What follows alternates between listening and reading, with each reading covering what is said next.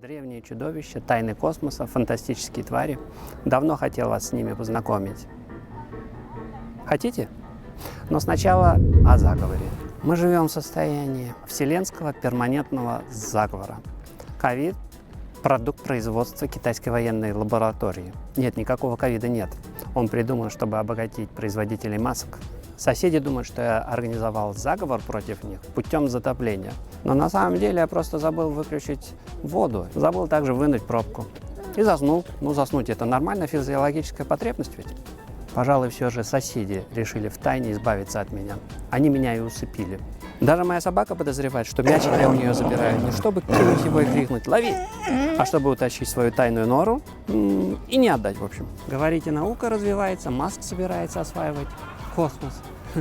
Переход на альтернативные источники энергии, заговор тупицы неумех с целью освоения средств и загрязнения окружающей среды.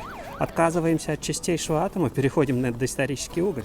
Билл Гейтс чипирует нас, чтобы что? Чтобы следить за нами, естественно. Как будто Дорси, Марк, Сахарная голова и агент Шмидт уже не знают о нас больше и лучше, чем мы сами. У нас есть, правда, такое высокоэффективное средство защиты от заговоров природных сил, как гидрометцентр. Мы можем предсказывать погоду. За прошедшие 5 лет точность прогноза вероятности дождя на Корейском полуострове оценили в ошеломляющие 46%. Между прочим, раньше ответственность за неправильный прогноз погоды несли правители. Головой, то есть, зачастую отвечали. Ну или могли переложить ее на уполномоченного шамана при благоприятном стечении обстоятельств с соответствующими последствиями для шамана. Собственно, о дедовских способах защиты от вселенских космических заговоров я и хотел с вами сегодня поговорить. Заговоров хватало и в прошлом, конечно. Вы же смотрите исторические дорамы. Кстати, слово доурама – явный заговор японцев.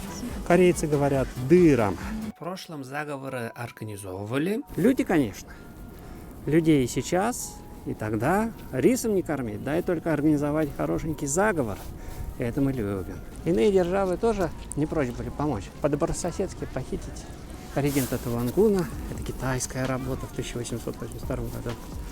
Либо по-добрососедски организовать убийство королевы Мин в 1895 году.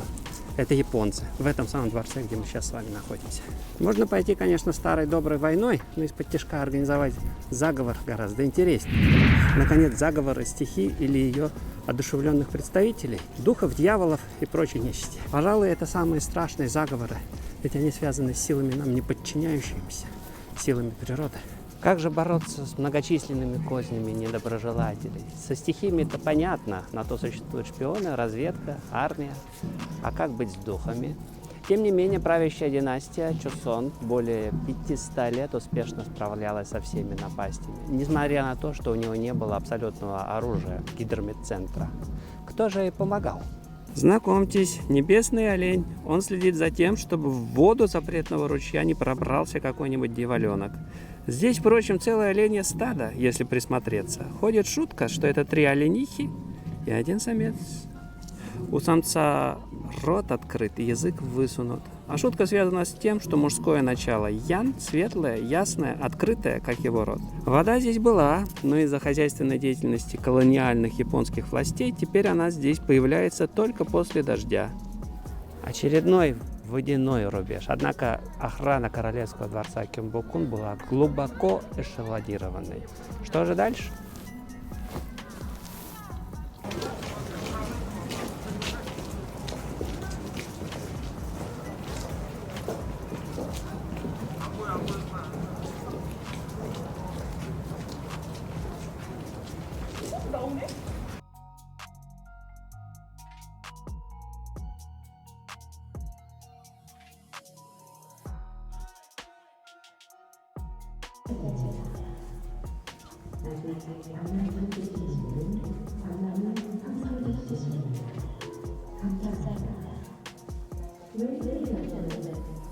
Святая святых главного королевского дворца большой тронный зал. По форме, конечно, не похож на европейский тронный зал, но по сути место, где вершились главные государственные церемонии. Между прочим, имя собственное у этого павильона – павильон прилежной политики. Чон До-джон, друг и соратник первого короля Чосон Ли Сунге, так объяснял выбор названия.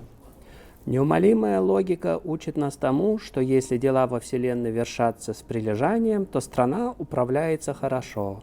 Если же без должного прилежания, то все рушится. Если это касается малых вещей, то насколько же это верно в отношении больших? Сказано в Шудзин: если ты начеку, то нет нужды беспокоиться, и ты не сойдешь с пути закона. А также не управляй страной, делая только то, что тебе удобно. Но мы с вами отвлеклись немного. Как же все-таки была организована оборона павильона прилежной политики? Главный павильон защищают 3 круга чудовищ. Правда, некоторые из этих охранников до сих пор вызывают споры, кто же они на самом деле. Пожалуй, по внутреннему кругу защиты все более-менее согласны. 4 монстра охраняют дворец с 4 сторон света. Красная птица с юга, черная черепаха-воин с севера, лазурный дракон с востока, белый тигр с запада. Постойте, скажете вы, но вы, кажется, что-то говорили про космос в самом начале, или это был просто кликбейт-заголовок? Ну, название, конечно, кликбейтное, но раз вы досмотрели до этого момента, значит, вам контент нравится, это во-первых. А во-вторых, сейчас будет и про космос. Направления по сторонам света вообще-то имеются в виду не земные, а небесные. На небе есть свои север, юг, запад, восток. Дайте мне точку опоры, где же ее взять на зыбком небе? В северном полушарии и только в северном есть такая точка опоры. Полярис, полярная звезда. Понятно, почему ее моряки так любят. Есть за что зацепиться и на небе, и в море. Дело в том, что она является незыблемой основой неба, космическим выражением великого предела. Тэг по-корейски или тайцзы по-китайски. Само название звезды Пуккэксон переводится «звезда северного предела». Узнаете? Кстати, за север у нас отвечает вот это чудовище. Черная черепаха, воин.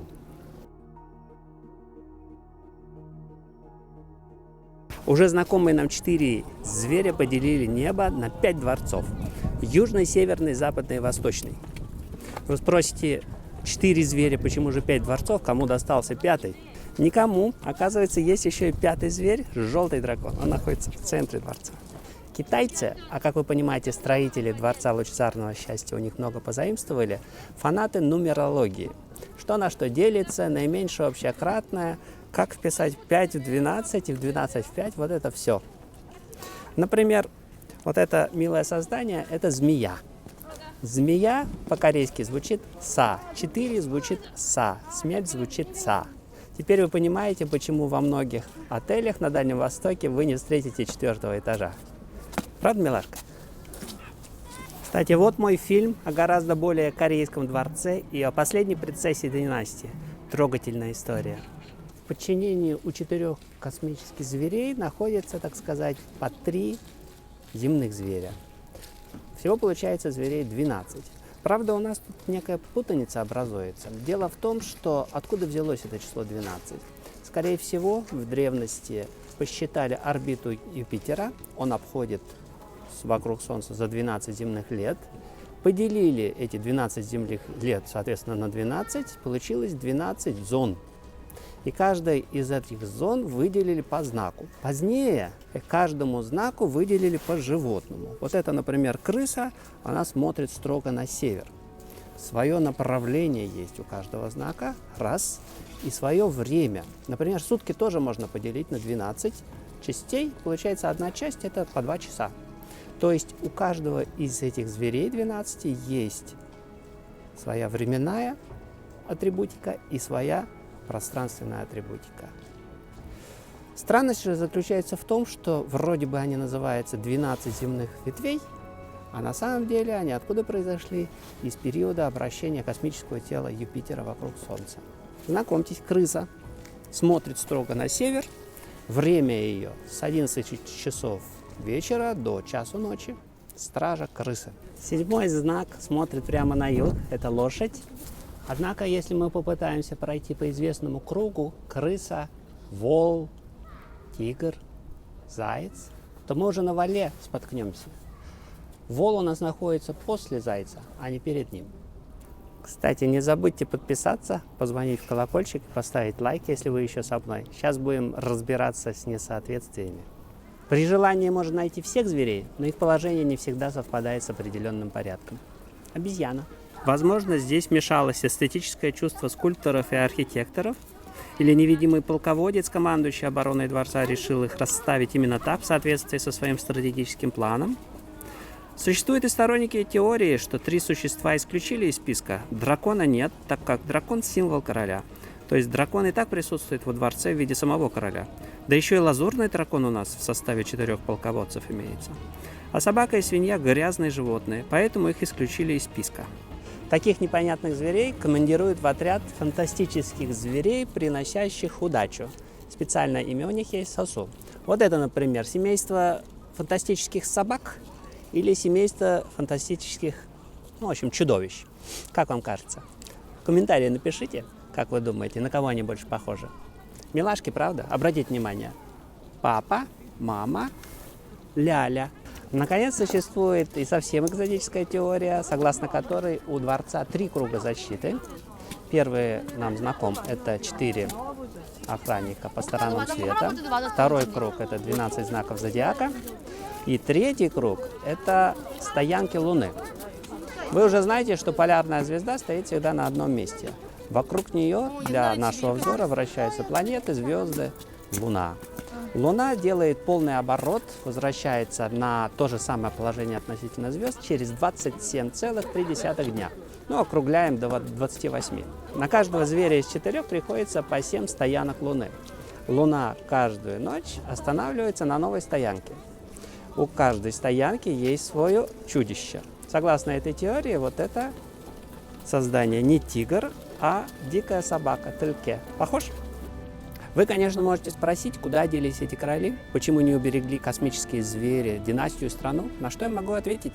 Как всегда, наверное, небо забрало свой мандат, который оно выдает династиям. Династия исчезла, страна, как видите, существует. А статуи просто превратились в красивые статуи. Что вы думаете по этому поводу? Напишите в комментариях. Я за сим с вами прощаюсь. Подписывайтесь, жмите на колокольчик, он зазвонит, когда будет готов следующий фильм. Пока-пока!